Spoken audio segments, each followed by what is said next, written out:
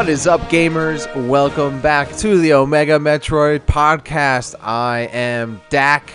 It's your boy. Alongside, not Andy this week, but instead, for episode 92, we welcome back our great friend and other awesome Metroid fan, Doominal. How you doing, my man? How is everything? Thanks for joining me. Hey, pretty good, Dak. Thanks for the intro. It's been busy weekend on my end. A lot of stuff going on. But today, we finished finals, finished the piano recital. I'm off work for the next couple of weeks, so life is finally smooth sailing and good again. And you know what? We're just going to appreciate it and enjoy this mini vacation while it lasts. How are you doing, Dak? Yeah, I'm doing good. Holidays coming up. I got HCS Rally this weekend, so I'll be in North Carolina for that, which should be cool. And it's been a busy first half of the month for me. You know, I feel like literally Thanksgiving just happened. It's been 2 weeks since then. Like, it's just been really busy, trying to game where I can, trying to keep up with things when I can. So, you know, trying to stay active and get out there, but also just been busy with work and other things, trying to get my game on. And wrapping up things for the new year as is about to be 2022, which is unfathomable to me. But other than that, other than the existential dread that is, you know, the ongoing global situation and how it pertains to my life and everyone else's, all things considered, not doing too bad. So, I mean, we might be in the midst of a global pandemic, but we also did finally get Metroid Dread. So I don't know. All things considered, maybe it was worth it. It wasn't worth it, but it was still pretty cool. It was pretty cool. Balances out, no. And speaking of Metroid Dread, Metroid 35 and I just yesterday we finally did our big Metroid giveaway that we talked about probably like 2 months ago now. I think on one of the episodes. So yeah, it got delayed. She was having some health problems and there was a bunch of other schedule conflicts and stuff, but we finally got it done. A bunch more people than I thought would come turned out, and it was a lot of fun. We didn't hit the 69% that I wanted. We only got 68, so it wasn't quite the nice run that I wanted. It was heartbreaking, especially because so my game actually crashed. Wow. During the first portion, I was on my way to Barinia, the water area, on my first trip, gonna get the flash shift, and the game crashes during the loading screen on the little train. I was so livid and mad, but also it was kind of hilarious at the same time. But yeah, so I basically did that whole thing for nothing because I wasn't doing saves. I was speedrunning. So I had to start all the way over from the beginning again. But we still did it. We still beat the game.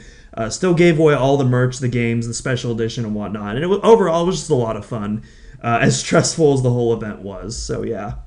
Well, that's another thing where you got to take the good with the bad, right? Like, you lost your whole run, but hey, it was a funny story. So it evens out.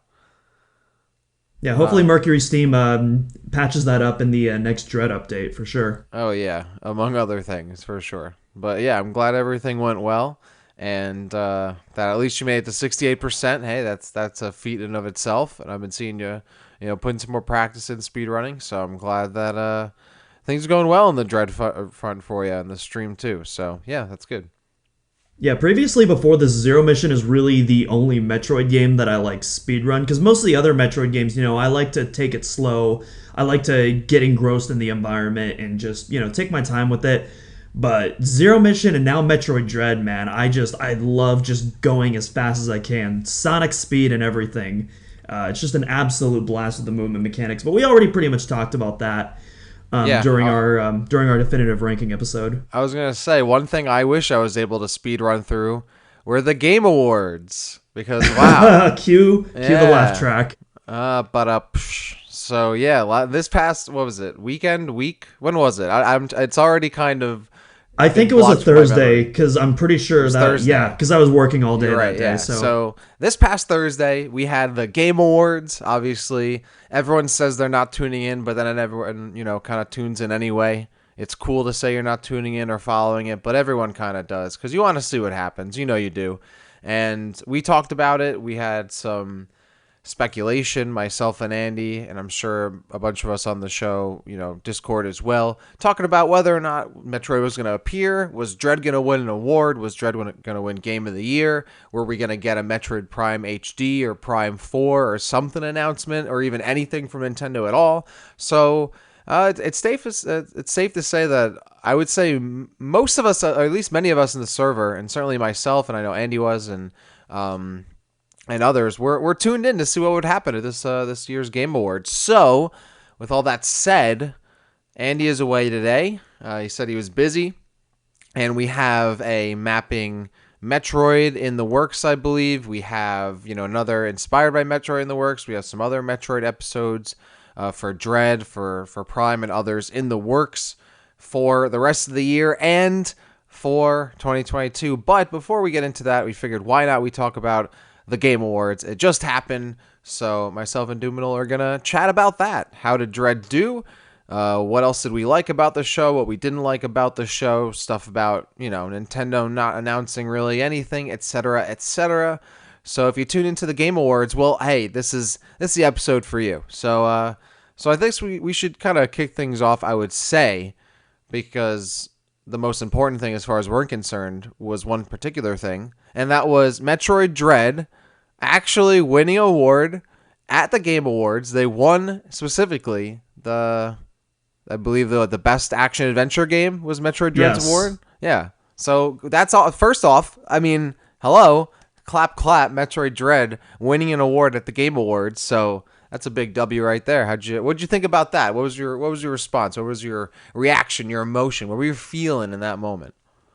Well, I was at work during the Game Awards, so What I were you missed the feeling? whole thing. What were you feeling at work? Thankfully, I got to miss the whole thing because, from what I understand, it was just an awful show. But So when you found out, but yeah, during my break, during halftime, because for those who don't know, I do a lot of announcing gig and freelance work, but I also work at my school as the announcer for a lot of the sporting events. And so during halftime at one of the basketball games, I checked my phone and I think it was Wario64 Nintendo. One of them posted, Metroid Dread wins Best Action Adventure Game, and I did like a little silent pop off or something. So yeah, it's awesome, dude. Because that's honestly, I didn't think Dread was gonna win anything. Certainly not Game of the Year, which it didn't.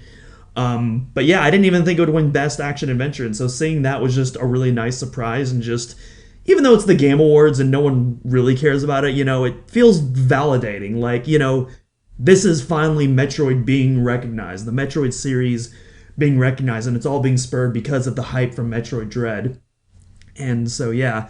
And not really related to the Game Awards, but also some other news that I know you're going to love. We got some new sales figures from Dread, and apparently right now, worldwide, it's sitting at about 2.5 million units. So, I don't know, RGT85, if you're listening to this, better look for those Balan Wonderworld sales sometime soon. Want to get it when it's nice and discounted.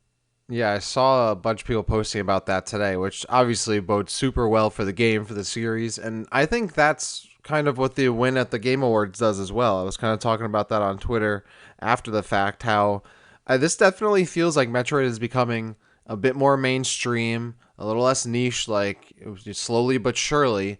I mean, sure, there's a very vocal and avid and dedicated fan base behind the series, like there are for many great series, but I do think like the audience is growing, the popularity for the games has certainly taken off, especially because Dread was well received and is a great game. So to see it actually in the spotlight for something on what is undeniably a large or at least attention gathering award show, like, yeah, no one really cares, but like people still tune in and it's still a covered thing. The media covers it. So to have Metroid kind of feel like it's back in the mainstream is pretty cool.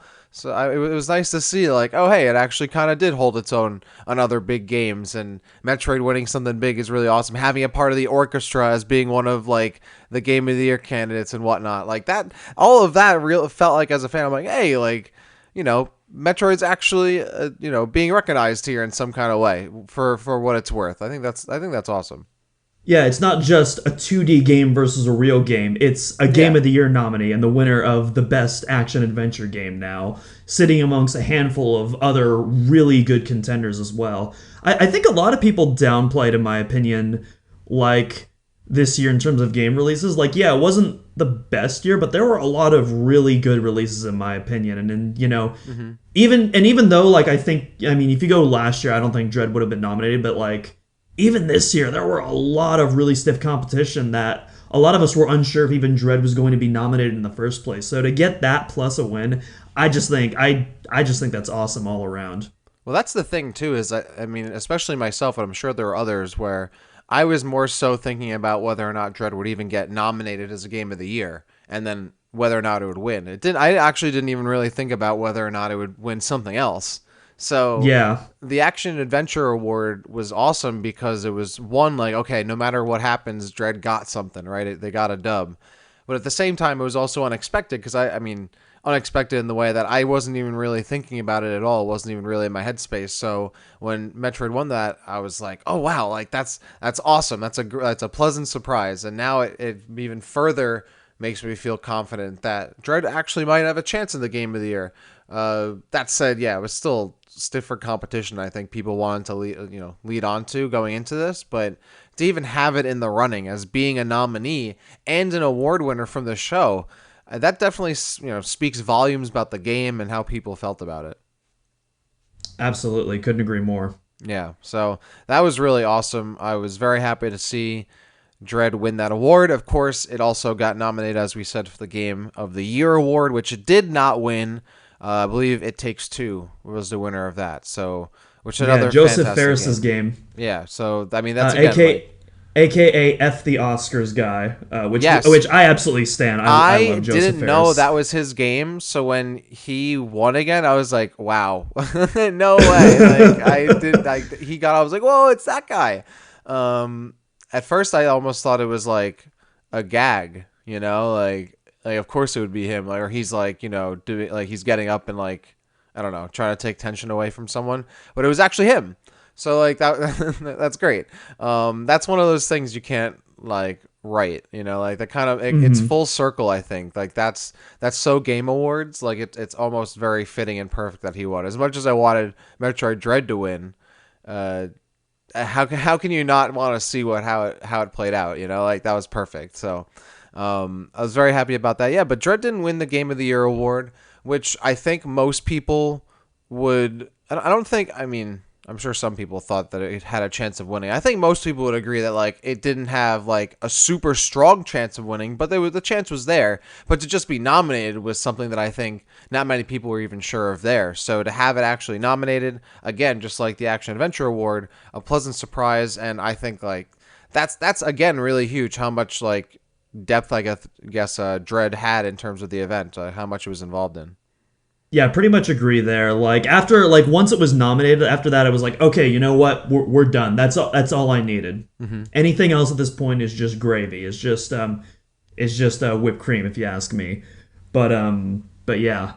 One thing I want to go back to It Takes Two for a moment. I haven't actually played that yet, but I have played a couple of other Joseph Ferris's game, Brothers and A Way Out, which are both phenomenal games. And so I'm Mm-hmm. sure. And so while I haven't played It Takes Two for myself to be able to judge it against the other games, I do personally think that judging by the quality of work that he and his studio has done in the past, it wouldn't surprise me that it's absolutely like worthy of that game of the year nomination. So congratulations to Joseph and the whole team for making that game, and I'm definitely even more interested in playing it now at some point in the future. Hopefully, I can find a good co-op partner. Yeah. Hey man, maybe you and I can run it. We'll do Hey, it. for sure. Yeah. So another thing that I guess would be Metroid related for the TGAs, right? Is the expectation of whether or not there would be a Metroid related announcement for the show, if we were going to get Metroid Prime HD, Metroid Dread DLC, Metroid Prime 4, some kind of footage. And not only did we not get that, but we also didn't get any Nintendo announcement or teaser or anything at all. No, nothing. Nothing new, which, not that they were obligated or if that was a guarantee, but a lot of people expected something. What are your thoughts on that? Did you expect anything from Nintendo? Were you disappointed? Were you surprised? Or was it exactly as you pictured it? What were your thoughts on this? I figured there wasn't going to be any major announcements this year. I know some people were like getting their expectations way too high and overhyping, like that Nintendo was about to like drop like a whole director in the TGAs, and I'm like, you know what? I don't know this year. I feel like it's going to be more chill, but even I was wrong because I expected at least like a C tier like Cranky Kong type of reveal, you know? That's a little bit of a throwback, but yeah, something maybe along those lines. But yeah, they just didn't even show up, which I mean, honestly, yeah, I don't care because again, I wasn't expecting like a hype reveal that would have interested me anyways. So compare that with nothing, and it's whatever. It's kind of the same thing. It's kind of the same thing I was saying going back to I think the September direct at because at that point in the year I wasn't even hyped for a direct because the what we had looking forward to in the future was already interesting enough for me that I didn't need even more information. And that's kind of how I feel after the Game Awards too. It's like there's enough stuff to look forward to that I didn't need an announcement right now. Now once February March hits around where we start expecting that Nintendo Direct cycle again, then I'm gonna start getting thirsty again. But until now it is what it is. Not only did Nintendo not deliver, though, I guess nobody else really delivered because, yeah, there wasn't really much to talk about in terms of the game commercials. I don't remember any specific game like commercials. I remember Spotify like plugs. I remember that. I'm trying to remember what other ads there were. There I was, I think, remember a TV show Genshin ad. Impact. Genshin I, Impact, yes. I saw that going around. Yes, I do remember that.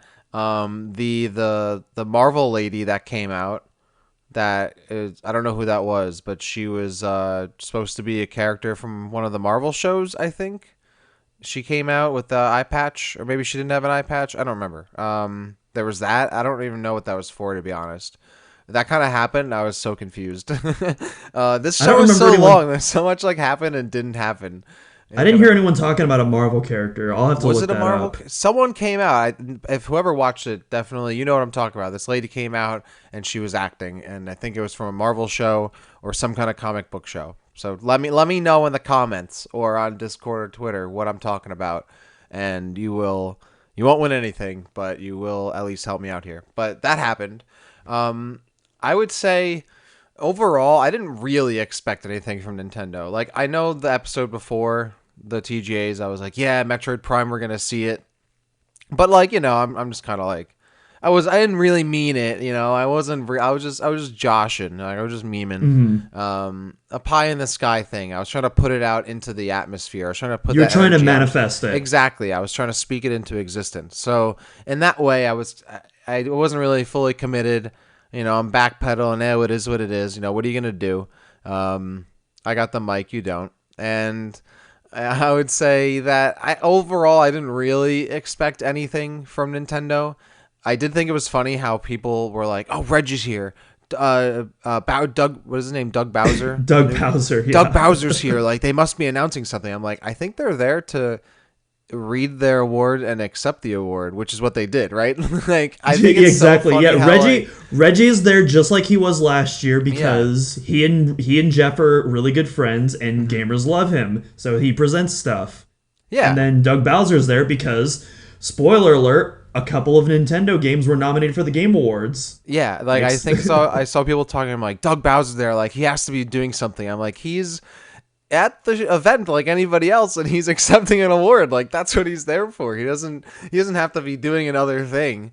Yeah, no, I didn't really expect anything overall to come from them, but I would say that I wouldn't have been like shocked or surprised or anything if we did get like maybe a small teaser for something like, I don't know, something quick, not like a major reveal, but I certainly didn't go into the Game Awards or like come out of it being like, oh, where's the Nintendo announcement? Where's the Nintendo news? Where's Metroid? Where's Metroid Prime 4? Where's Metroid Prime HD? Where's Metroid Dread DLC, etc. But also, I think a lot of that was because number one, the show was like 3.5 hours long or whatever it was. So like by the time it was over, I was certainly not thinking, oh, I need more. But also, I think the Dread winning and doing well awards wise, like, kind of absolved any need to really get any news. I would think that's kind of how I felt. I wasn't like if Dread didn't win, I think I would have felt a little different.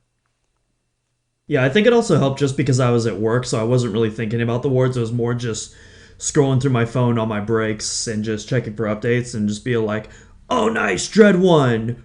Whoa, Alan Wake 2. Now I really want to play that Alan Wake remaster because that looked really interesting. Stuff like that. Well, let's get into that then. So you did go back and see like what everything else has been announced like wise in terms of the show, right? Yeah. So what were your favorite things? Like your standout announcements? You mentioned Alan Wake. Like what were your big ones for you? Yeah, so shout out to Joey Ferris on Twitter because he's been talking about Alan Wake a lot, and that's kind of what's gotten me interested in checking out the series. So, Joey, if you're listening to this, keep tweeting about that game. You might get other people as curious as I am to try out that series. But yeah, there wasn't really a lot at the Game Awards that interested me personally, but like the Halo trailer, I was curious to see that, but they still barely showed anything. I don't know. Honestly, I don't know why they should have just showed that as like the first reveal because honestly, it was roughly the same if you ask me. But, I wanted to see an actual trailer. That was a teaser. It was Yeah. I want to see a scene. Give me something. Yeah, like that was way overhyped. I need to see more about that show before I can like really judge it. The Sonic trailer was really good. I'm really excited for the Sonic movie. I was really surprised by the first Sonic film. Like I think a lot of other people were. I was going in just expecting a meme all over it, and I came out thinking, man, this is actually like really charming, funny, and really well directed. And it seems like the second movie is more of that. We got Idris Elba as Knuckles, which is awesome. We got Eggman with his classic mustache and costume now with Jim Carrey, and yeah, it just looks like a good time all around. Can't wait to watch that in theaters. I have not seen the first Sonic movie. I will say that I'm not a Sonic fan, and I will say that trailer did not look good to me because it looked like the exact same plot of the first movie but with Tails, except until Knuckles showed up and I was like, "Oh, okay. I might have to watch for this." Like that's where it kind of tipped the scales for me a little bit. The first movie did literally nothing for me in terms of getting me to try to watch it, but this one I'm like, "All right. I might have to see this for Knuckles." So they might have got me with that. They might have got me with that. So I don't want to overhype Sonic too much because like it's a good movie, but it's not an amazing movie.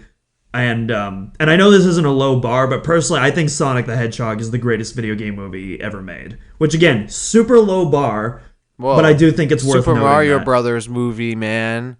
Yeah, don't tell Andy. It's so good. Yeah. Yeah, hopefully that bar gets raised a little bit, right? I feel like a good video game movie is not that hard. They make it so difficult, but I feel like it's not that difficult. I don't know. I mean, we at least we got good video game shows now. We got Castlevania and we got Arcane now. do. I'm sure we're gonna get more stuff in that line. Yeah, at least, Arcane. but I yeah. have to finish that actually. Now that you mentioned that, I enjoyed the first episode I watched when it was revealed initially. I thought it was pretty. Well, it didn't blow my mind. I didn't go on Twitter. I was like, "This is the best animated thing I've ever seen in my entire life," like some other people did. Which they have a right to their own opinion. But I did think it was interesting, and obviously I'm a huge like League fan, but knowing the characters did kind of make me feel a bit more invested because like, oh hey, it's that guy, or hey, I know I played her, like I know who that is, so like that kind of adds to it. But yeah, I want to watch more of that. There's definitely some more like good I think TV in general is kind of just improved overall too, so like good game shows have also Oh, kind of absolutely. come with it, but like the quality of television in the past decade is like significantly advanced, and it feels more on par with actual movies, and there's more investment, and it feels like a real kind of media and I guess format rather than just kind of being second fiddle to movies. So it's nice that even video game movies and TV shows are kind of on the up and up. But there was also the Sonic game that was announced, right? Wasn't that there? I completely Sonic of the forgot about Wild? that. I'm not gonna lie. I totally forgot Sonic about of the that. Wild, yeah. I'll be honest, I haven't even watched that trailer. I've only seen screenshots of it on Twitter, so I don't really have much of an opinion on it. I'm not a super hardcore Sonic fan, but I'll play the occasional Sonic game here and there. So I don't know. I'll check out the trailer after this, and now that you've reminded me, and I'll Yeah. see what my thoughts are on that. I don't even know what makes a good Sonic game.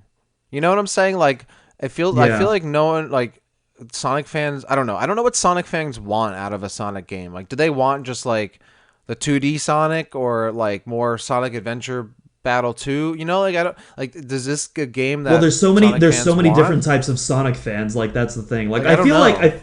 I feel like Sonic Mania was a good formula because that seemed like a type of game that satisfied everyone. You satisfied the old school fans. A lot of the more modern fans also enjoyed it as well. It's kind of a similar effect, I think, to what Metroid Dread had, where it was this 2D game that just kind of brought in like all of the avenues of Sonic fans and also brought in a bunch of new fans as well. Um, obviously not as groundbreaking as Dread, since Sonic Mania wasn't a project that's been rumored to be in development for nearly 2 decades, but still. So you know what they have to do? They have to do Shadow the Hedgehog 2. I think that's the Yes, direction the franchise day really needs to one go. by oh yeah, I I would would do play the that. hell out of that, dude. I would be all over that. Sonic is so lame, but Shadow is cool. Unironically, I He's like cool Shadow. he's cool and he has a gun. Honestly, put him in Smash and just He for his should have final been in Smash. Smash. He literally. Honestly he should have. I At mean, least as an Echo Fighter. do I want to fight Sonic with guns and a motorcycle? No, I don't, because that sounds awful. But he would be so cool. Like, we got Sora instead. Oh my god. Let's see. What else do we have from the Game Awards? I don't know if there was anything else that stood out to you, but I had a few things. Actually, looking back on the Game Awards, there was enough stuff in there where I was like, there's actually some things I'm interested in. It was just like stretched across like a 3.5 hour span, so it felt like everything else was filler. But I don't mean to say filler because I know my man Jeff Geoff, Mr. Niley. I can't even say this guy's name. What am I doing? He works hard on that and all that, so I'm not gonna be like, whatever, this is boring. But there were a few games, or we'll get into that and after this. But there were a couple of games that I was pretty interested in seeing. Obviously, the Destiny 2 Witch Queen trailer and Elden Ring trailers; those were cool.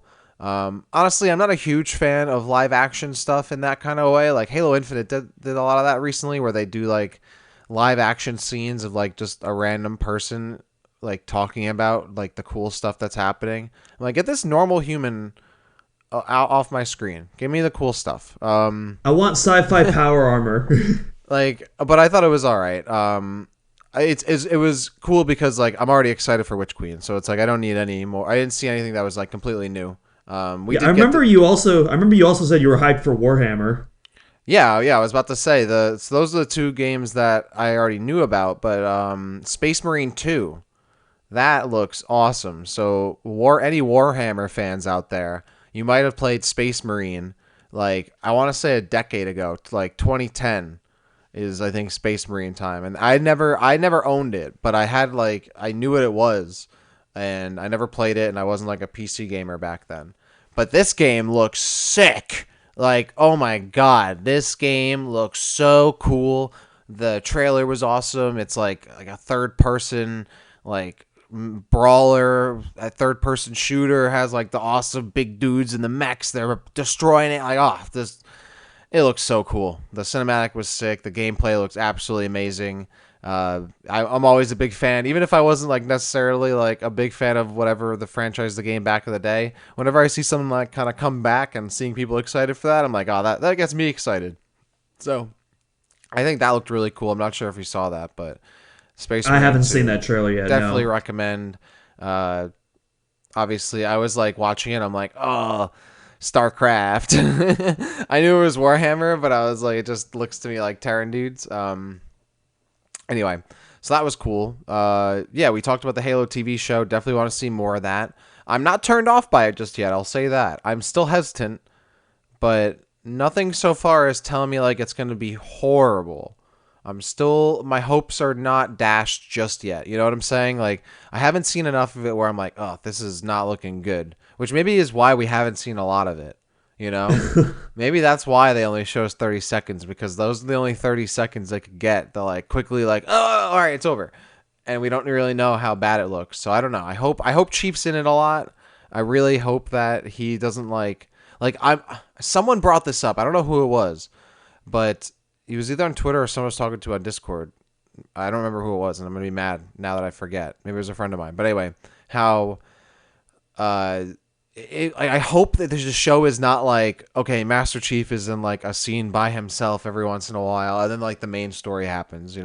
Like Chief better be involved. He better be Yeah. like when he's not on screen. All the other characters should be asking, "Where's Master Chief?" He should always be in the scene, and when he's not there, they should be wondering where he is. Like I want him in the show, and I hope that it's not a case of him being like not even really interacting. Like he goes off and he walks into some area and looks around, and then it cuts back to the main story, and then it cuts back to Chief like at the end of the episode or something. Like I really hope that's not the case. I hope we get a lot of them.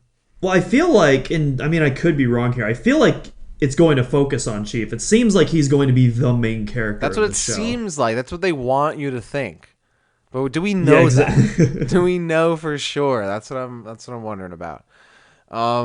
Let's see. Anything else that I thought was cool? I mean, yeah, Alan Wake 2, Cuphead DLC. That should be fun. Oh, I forgot about the Cuphead DLC. Oh, Cuphead that was, DLC. dude, I was super hyped for that. Like, it's been like what 3 years since that was first announced, and now we finally got a release date for that. I'm super Has it really excited. been that long? 3 years. It's been like 2 or 3 years. It's been so long, especially with I know COVID especially hit the team really hard when they were working on it. But yeah, I love Cuphead so much. Fantastic game. Yeah, I'm buying that DLC day one. I'm so happy it's finally coming out. Yeah, that looks cool. I thought the Among Us VR was great because I love Among Us, and I remember last summer, not this past summer, but summer 2020, the summer of Among Us was I played so much of that, and I haven't played it in a little while, but I should play it again. But I would play it a lot more if I had VR because that looks like a ton of fun.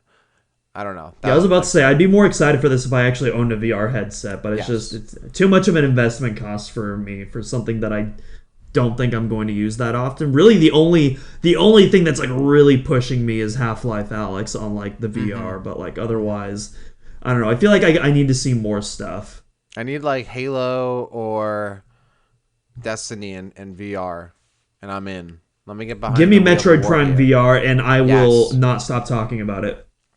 I'll not stop playing it. I won't have time to do the show anymore because I'll be. You can too record the busy. show while you're doing VR. You can have it all That's in true. your heads-up display. Yeah. The only other thing that I thought was cool, I don't know if you saw this, the trailer for Arc Raiders. No, That I didn't looks see like that. a lot of fun. Like, it's another sci-fi, like third-person kind of shooter. It felt kind of like Battlefield-y, but like you're fighting, like it's a PvE, like squad-based, like you're fighting big like enemies and bosses and whatnot.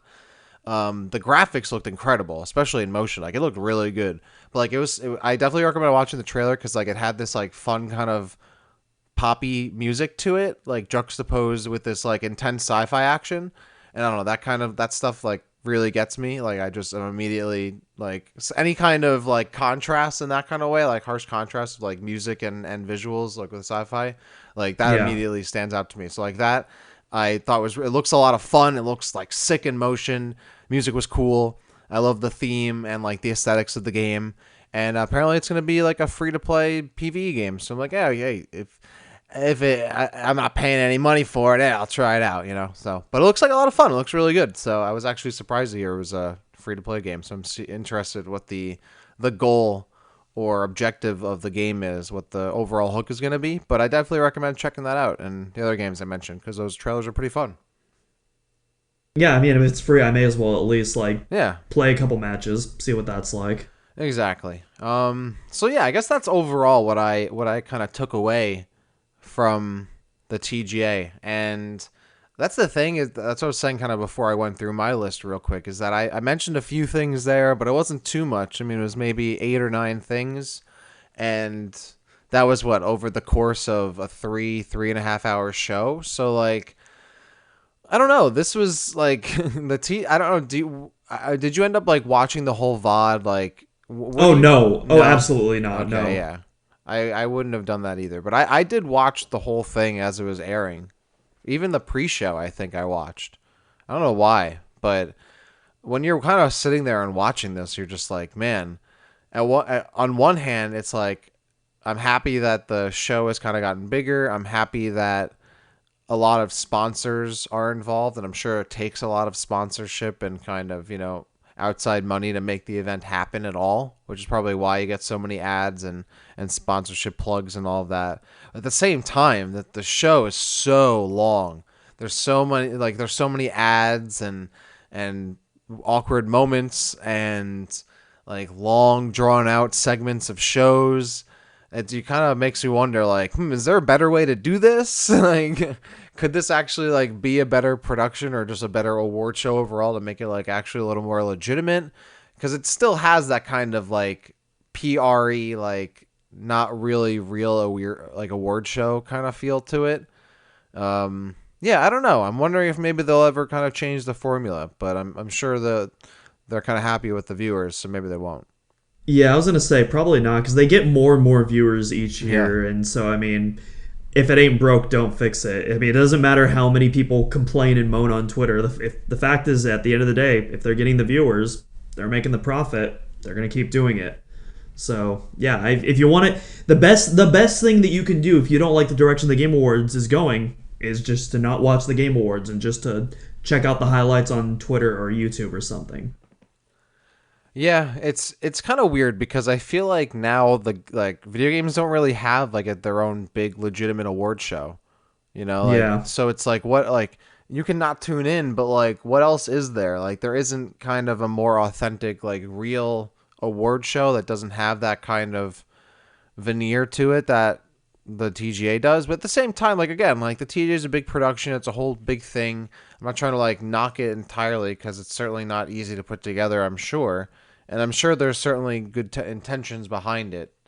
Um, I just kind of wish there was, I guess, a little more of a balance of it being, what it is, like a big kind of production, and at the same time being a legitimate kind of award show. Also, I don't know about you, but like every time they do one of like the esports categories, I cringe. I'm a big esports fan, but they're like best esports organization, and I'm like, why is this part of the Game Awards? Like, I don't know. I always find that stuff so funny. And of course, the chat is like, "Oh, get this out of here," which I think is really funny too. That would be like I don't know, that would be like if there was like an NBA Hall of Fame award show, but there was an award for like best team owners. Like what? Yeah, exactly. Like it would be just like even then I feel like that would even feel more in place, but like this is just it's so disconnected because it still feels like esports and the general gaming industry still feel like very separate things. Yeah. When they are very much so influenced by one another, obviously, and there's a lot of crossover. It's still such a I guess not niche, but a smaller part of the overall industry, so it feels still so disconnected and like obviously looked down upon with disdain by many people, but just overall it feels like out of place when you kind of bring it into this gaming as a hobby, as a fandom, etc. thing into like an award show place like this. But then you also introduce like, oh hey, also these people who compete in it, which is like completely separate. Like you don't like I don't know. It always comes off as forced, and I think it's always it gets a laugh out of me every single time. So I I love that feel they do like it. I feel like another problem with the whole esports category is it doesn't even focus on the entire esports scene. It focuses on I don't even want to say the most mainstream esports, but like it focuses on like the top 1% of the most mainstream esports, and it focuses on very specific categories like it's basically shooters and MOBAs and Yeah, the stuff like that. popular biggest Yeah, games.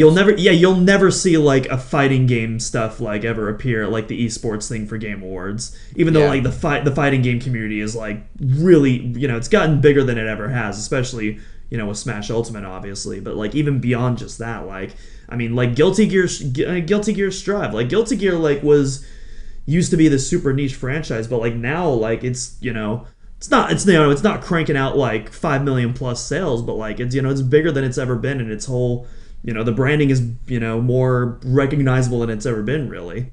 To If be that honest, makes I bet sense. you like in this. Oh yeah, definitely makes sense. But I feel like in a lot of ways, like the people running this kind of show probably don't even know Oh what's yeah, for happening in sure. like the fighting game community or anything like that. So like they know what League is, they know what Valorant is, or Counter Strike, or Dota, or Call of Duty, or Fortnite, right? Yeah, Um, Panda Global, is that like a bunch of pandas that play video games? yeah, and even then, like there's like the sheer size of some other games compared to fighting games in terms of the actual people that like portion of the people who play the game that actually follow the competitive side is like so it's crazy different. Like games like Valor and League, like so many people are much more aware of the competitive side of things. Whereas if you play Smash, like the competitive side of Smash is such a small, like minuscule fraction of the overall people that actually play the game. Also, it's funny because they're just like best esports organization. I'm like, based on like what? Like so many orgs like compete in different games. Like how do you weigh that like one like org against another when they're all competing in different games with different varying successes, some in some games and not in others. Like I don't know.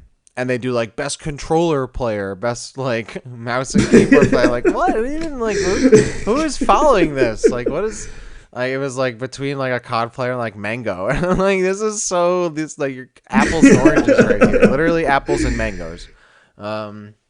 Yeah, there's I think that's one thing that maybe another good thing that comes from the Game Awards is that it gets so they just do so many silly and ridiculous things or just funny things like that there's a lot of memes to be generated.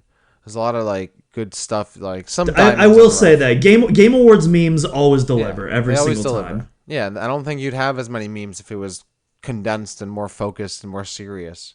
Yeah, like how many Grammy? Actually, there's a couple of Grammy memes every couple of years or so. But like Oscars, like how many times do you get Oscars memes? Like almost never.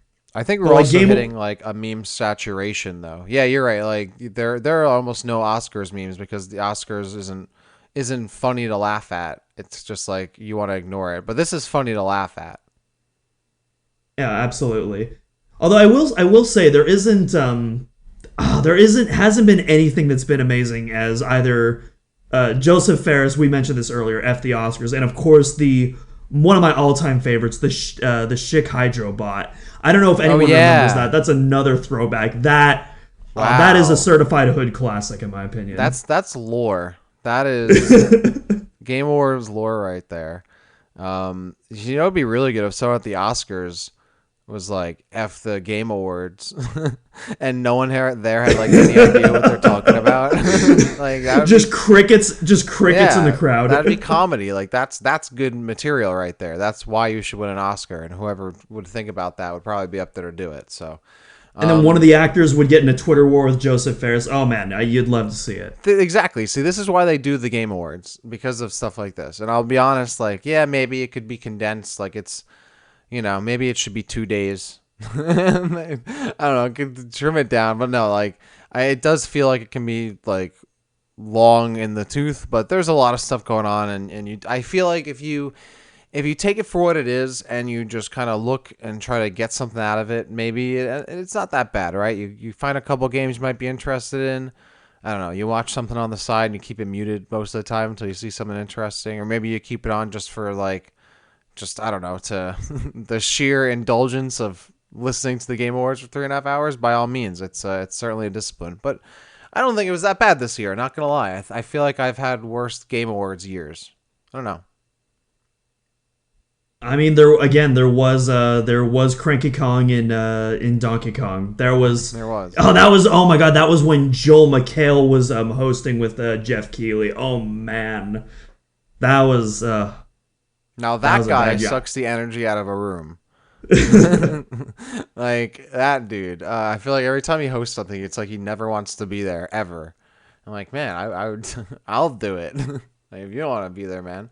All right. So yeah, I feel like that was the Game Awards. That's probably the most talking about the Game Awards I've done in some time.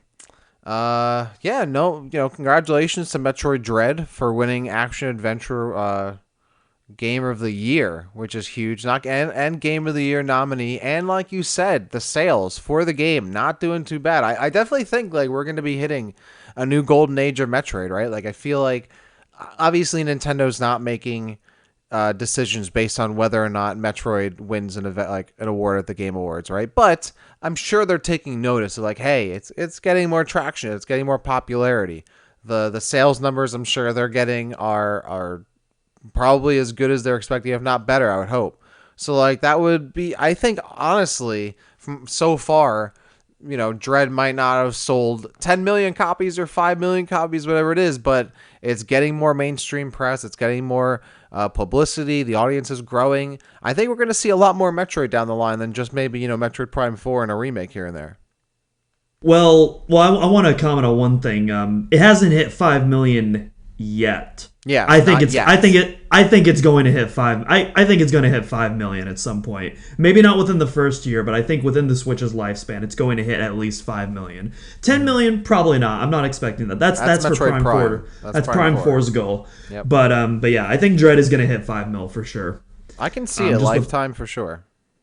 Yeah, because like I said, right now it's over 2.5, so it's already. I mean, it's already at the halfway mark, and we're only 2 months in. So, if it will be really interesting to see what kind of momentum it can carry through the holiday season. Once we get those, once we get the January sales, that's what I'm going to be really curious and looking at, and then I think we can use that as kind of a chart and more to predict what it's going to look like maybe a year from now. I think we're going to see a big holiday boost. I mean, I feel like every game gets a big holiday boost. Plus, you have the OLED that's going to get bought more, if it's available, bought more during the holidays. Yeah, I definitely think we're going to see that boost. I want to see more confirmation of that 2.5 mil number. And if we can get confirmation of it hitting 3 mil, I mean, Dread hitting 3 mil in its first 3 months of being out, I mean, that's absolutely incredible. Historical. Yeah.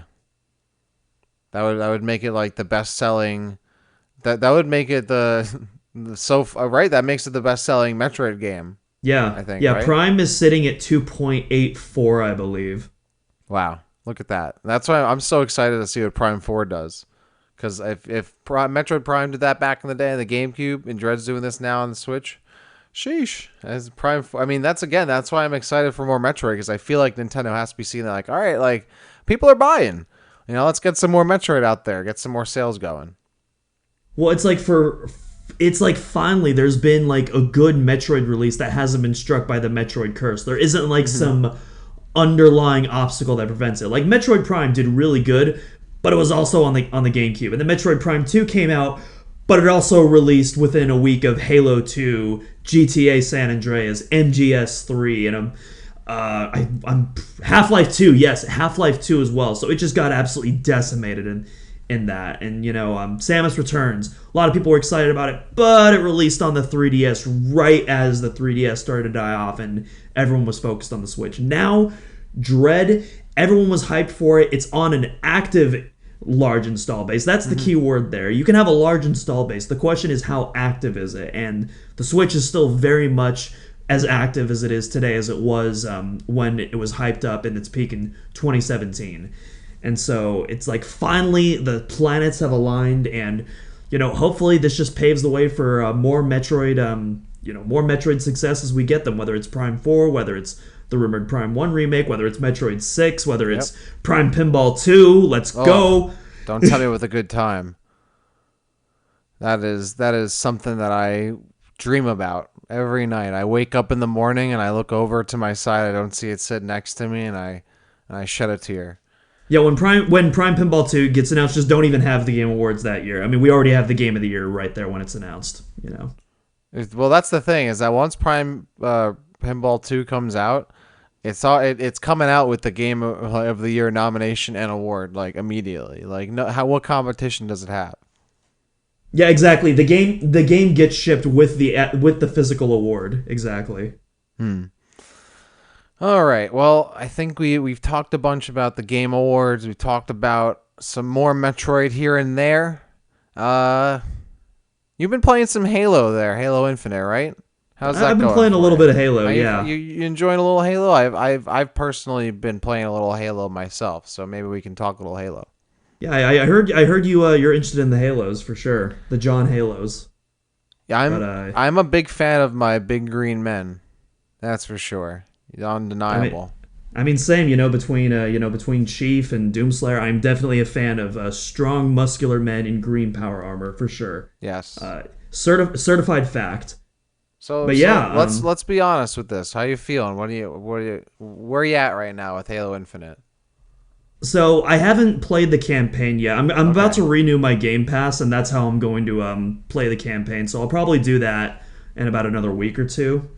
So pretty much all my thoughts are based on the multiplayer so far, and overall positive, but there's a very big asterisk on top of that. And I think you're going to agree with me because I've seen a lot of your Twitter takes, and I think we've definitely shared a lot of the same opinions on Halo Infinite, where the core gameplay is phenomenal. The core gameplay I think is the best Halo has ever played in my opinion. I absolutely love it.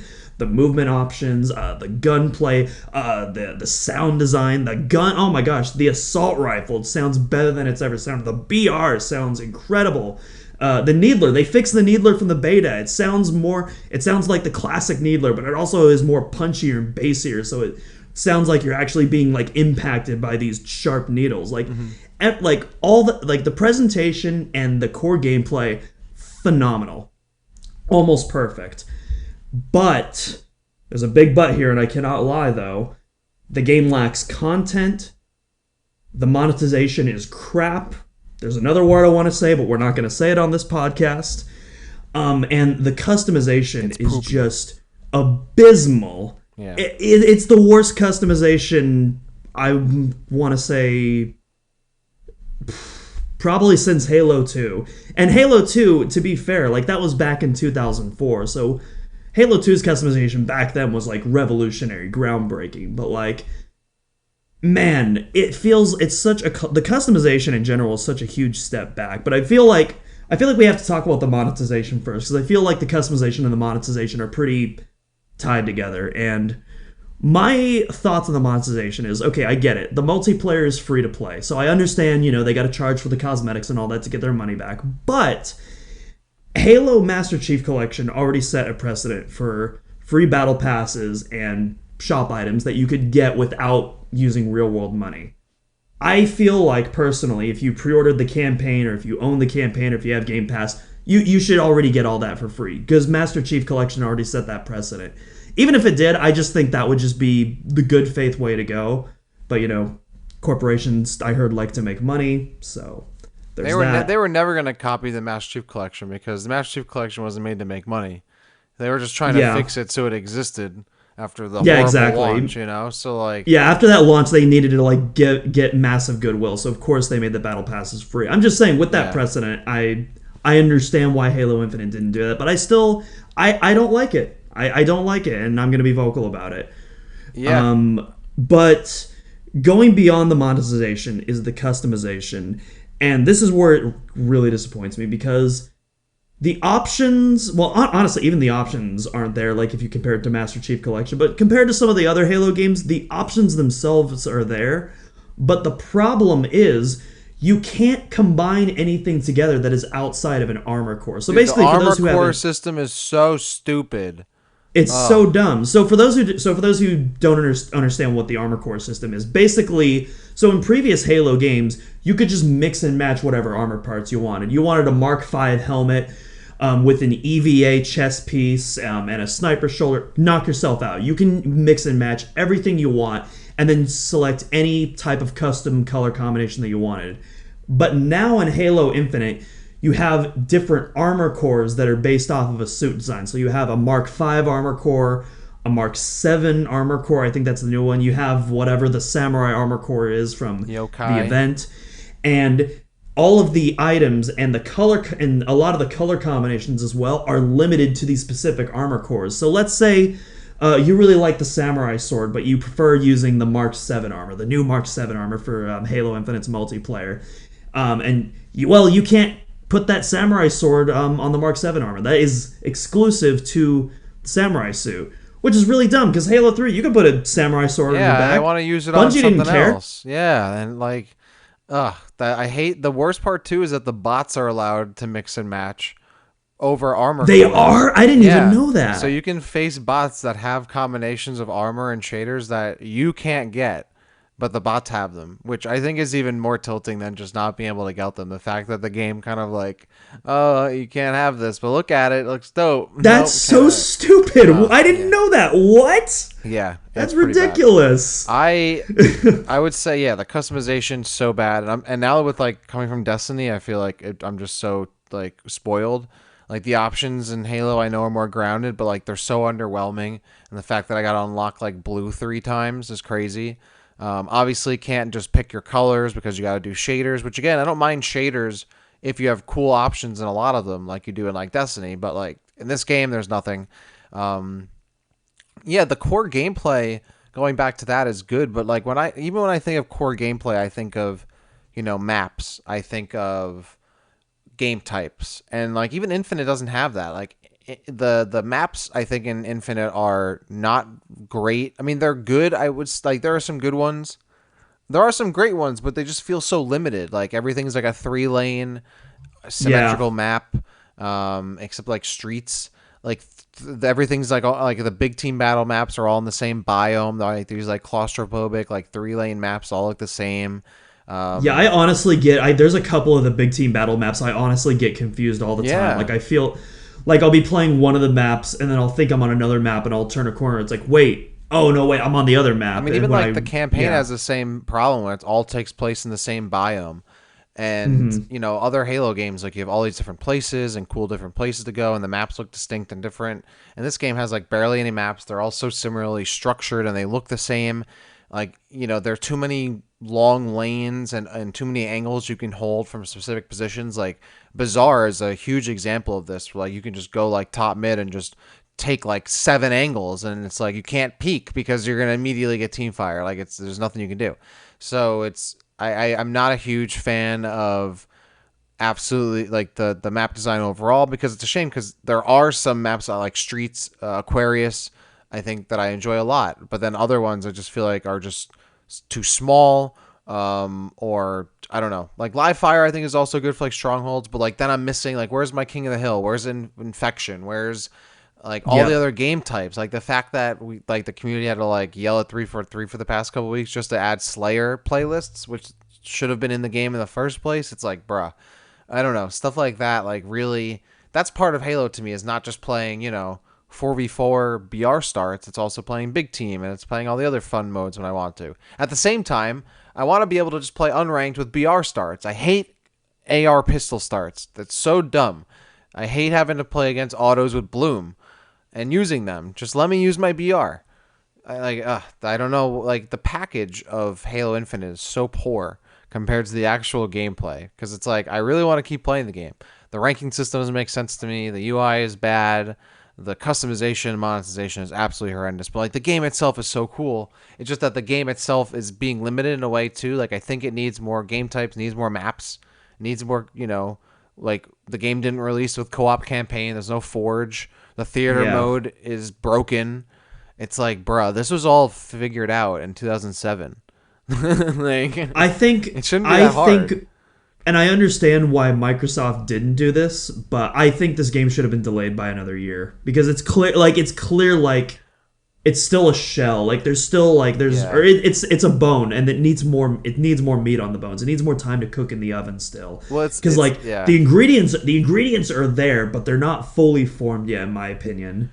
Yeah, And it's like they there, said there's this game. amongst a couple of other problems, but I think that's for the most part. Is it if it just had like another year of time for development, it would feel like a more complete package. Because right now, that's its biggest problem is it doesn't feel complete. Well, I think from what I read, it's like most of the game was like cut in 2019, and they like restarted it. And it's Yeah, like, how do they screw up Halo so much? Like Halo shouldn't be that hard, and it should be prioritized. Like nothing like this should get so easily screwed up. It's so bewildering to me. I'm enjoying the campaign for what it's worth, but again, it does feel like one of those things where like I'm enjoying the core gameplay, but like the package, it's like it all takes place in the same biome, and the open world is like, it kind of gets repetitive, and the story, the story and the writing is just not for me. I don't know what it is. It's so cringe. Every cutscene is also like just from like. I don't know. You'll notice this too when you watch this. Like every cutscene, there are no cuts or no camera angles. It's just like always from a single camera that never stops. Like it's a single take, and it like rotates around Cortana or the weapon or whatever and Master Chief as they talk, and it's just so weird how it's shot. It's like it's so weird. I don't know. Like some things how it's executed in the game. Like what were they thinking? Like or were they thinking? I don't know. It definitely needed more time in the oven. But hey, it's out. I'm enjoying it for it is what it is. But I do think at least hopefully it'll get some improvements in the future. When you mentioned cutscenes, I thought you were going to talk about the frame jutter that happens during cutscenes, because that's one thing I I haven't noticed that. super. You haven't noticed? Oh man, No. maybe it's just a console issue. Although I felt like, because I watched a Digital Foundry video on it, and I could have sworn I heard them say it was a PC issue as well. But yeah, at least in the multiplayer cutscenes that I've watched, like I've noticed tons of frame juddering in the cutscenes on my end, and it looks like really bad. It looks like it's running on, like it looks like that one Chozo soldier boss fight in Metroid Dread, Oh yeah. with the power bomb Emmy in the background. That's kind of what it reminded me of. That kind of frame judder. No, I haven't had any crazy performance issues, but in single player at least. Multiplayer, I've obviously had server issues, getting shot behind Yeah. walls, etc. Which Oh also. man, I forgot. Oh man, I forgot to talk about the server issues. How many Oh my god, times the have I servers in this game suck. Yeah, Dude, getting you disconnected. saw the video that I posted on Twitter, dude. I was furious when that Yeah. happened. Where I got like some bad collision or something, and my rocket exploded right in front of me. Oh or well, something. that wasn't a connection thing. That's because someone put a drop shield down in front of you.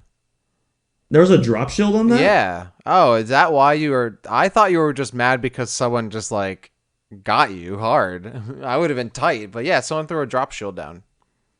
Oh no! Oh, and I was pissed. Oh, I dude, didn't. that's I why didn't I know what was- just happened. Yeah, no, I could have sworn you were mad because someone just reflected your rocket launcher frame perfectly, and you just got screwed. I didn't realize you thought it was something like that. No, it got reflected by the drop shield. I gotta rewatch that. Maybe I'm just an idiot. See, the game has to see. It's not the game. No. Hate the player, not the game. That's the physics in the game are definitely fun in that way. I could go on and on about the gripes and things I like and don't like about Halo Infinite. Stuff I wish there were weather effects in the campaign. I wish there were some more biomes. There's so much I wish that was different, but at the same time, I do like the core gameplay, and I'm still working on getting my ODST helmet, which I'm working on. But with all that said, we've been at it for over an hour now. I think we've BS'd long enough. We have some more Metroid coming up on the horizon. We do obviously have the holidays coming up, so we'll see how that factors into our schedule. Of course, with the new year as well, something to consider. But we still plan to keep our episodes flowing out week to week as usual. If anything changes, of course, we'll be sure to let you all know. Before anyone else, you'll be the first to know. Thank you all for tuning in. Thank you, Duminal, for joining me here today as Andy was out. And I think we had a good chat today about the Game Awards, about some Metroid, about some Halo. What do you think? Yeah, it was a very, very chill and relaxing chat to kind of cap off the hell that has been my weekend so far. So very nice end to it.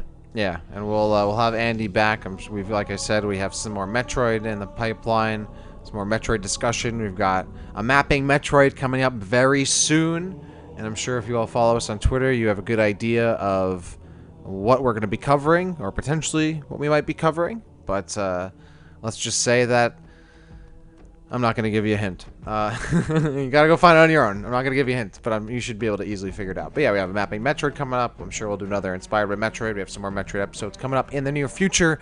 And who knows, maybe we'll get some more Metroid news to talk about as well. But I think it is about that time to wrap things up for myself, for Doominal here, for Andy, who is not here, for all of us in the Discord, for everyone listening. Thank you all for tuning in. We appreciate you. We love y'all.